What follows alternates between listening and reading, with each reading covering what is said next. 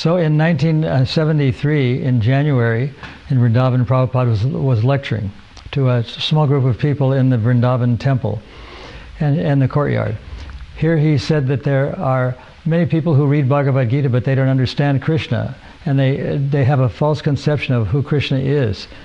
Prabhupada said, there are many enemies, and we don't even care for them. There are many enemies. And at the end of the lecture, the very last thing he said was, Johnnie Walker is still going strong. And I had to listen to this recording several times before I understood what actually Prabhupada was saying. Maybe he saw the ads for the Johnnie Walker whiskey or alcoholic beverage in the subway, but that's the way he ended his lecture. In other words, he was saying that we may be successful, but the material world is going to be still operating and still successful in its own way. Hare Krishna.